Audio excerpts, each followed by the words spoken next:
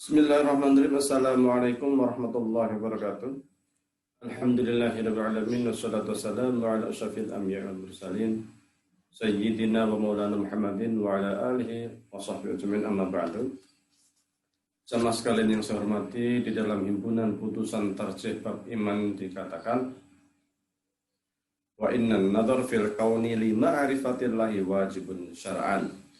Terkait lima ma'rifatillah ini, mengetahui Allah ini menurut Ibnu Rus dapat dilakukan dengan kita memahami nas Al-Quran. Sementara menurut Ibnu Rus bahwasannya nas Al-Quran itu ada yang ia itu mengandung makna zahir dan ada pula yang ia itu mengandung makna batin. Yang makna batin inilah kemudian bisa atau boleh dilakukan takwil. Ta'wil itu sendiri bisa dilakukan jika ada qarinah. Di dalam bukunya Faslul Maqal fi ma bainal hikmah wa syari'ah wal ittisal, Ibnu Rus menyampaikan sebagai berikut: wa idza kana al-faqihu yaf'alu hadza fi katsirin minal ahkam syar'iyyah fakam bil harri ay yaf'ala dzalika sahibu ilmul burhan. Jika para ulama usul saja mereka juga melakukan takwil, apalagi ulama yang berkecimpung di dunia pemikiran, maka ia boleh-boleh saja untuk melakukan takwil. Fa innal faqiha innama 'indahu qiyasun dhanniyun. Seorang ahli fikih itu atau fuqaha itu hanya mempunyai qiyas dhanni. Sementara itu wal arifu 'indahu qiyasun yaqiniyun. Sementara itu orang-orang yang bergelut di dunia pemikiran, filsafat, ya kan, ilmu hikmah, mereka itu mempunyai qiyas yang sifatnya pasti atau qat'i.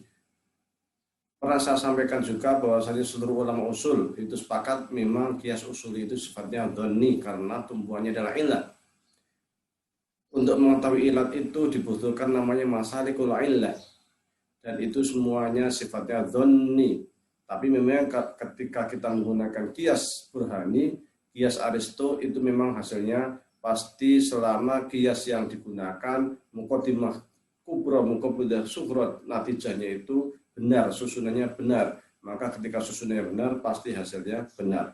Wa nahnu naqta'u qat'an anna kullama ata ilaihil burhan wa khalafahu dhahiru syar'i anna dzalika dhahir yaqbalu ta'wil ala qanun ta'wil al-arabi. Menurut Ibnu Rus bahwasanya sebagaimana yang kita ketahui bersama, suatu yang bertentangan dengan makna zahir syariat maka itu harus ditakwil. Hanya saja takwil itu tidak sembarangan, harus sesuai, harus memperhatikan terhadap struktur bahasa Arab, harus sesuai dengan kaidah-kaidah yang ada dalam bahasa Arab. Jadi takwil pun tidak serampangan, ada hukumnya, ada undang-undangnya, ada duapitnya, ada standarnya. Tidak boleh sekadar takwil tanpa ada qarinah atau tanpa adanya indikator sehingga kita memalingkan makna hakiki ke dalam makna majazi yang sesuai.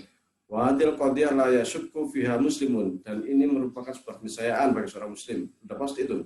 La yashukku fiha muslimun, yang tidak ada ragu-ragu. Wal yartabu biha mu'minun wa ma a'zama izdiyadal yaqini biha 'inda man zawala hadzal ma'na wa jarrabahu.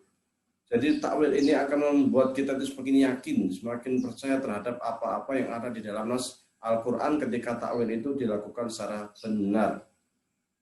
Wa qasada hadzal maqsida minal jam'i bainal ma'quli wal manquli. Bahkan ini menjadi sebuah sarana kita untuk menggabungkan, mengkompromikan antara nas Al-Quran dengan logika.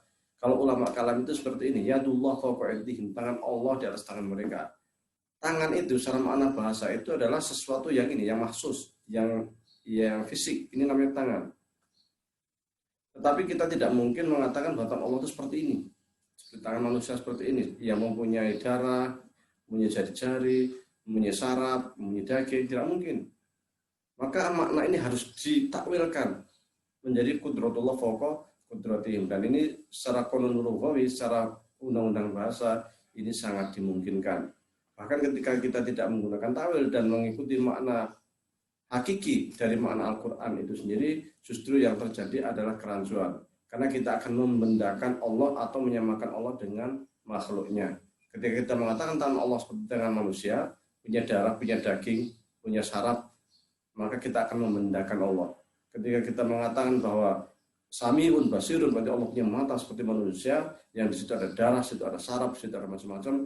Sama halnya kita menyamakan Allah kepada makhluk laisa, padahal Allah itu laisa kamitslihi syai'. Jadi intinya takwil itu sangat diperkenankan, bahkan menjadi sebuah keharusan tatkala kita tidak dapat memahami makna hakiki di dalam Al-Quran. Ketika kita memahami makna hakiki, justru mereduksi makna itu sendiri, justru membendakan atau menyamakan Allah dengan makhluknya. Maka ketika terjadi seperti ini, yang dilakukan adalah takwil, namun tetap sesuai dengan kaidah-kaidah yang ada di dalam bahasa Arab. Wallahu a'lam, wabillahi taufiq wal hidayah. Assalamualaikum warahmatullahi wabarakatuh.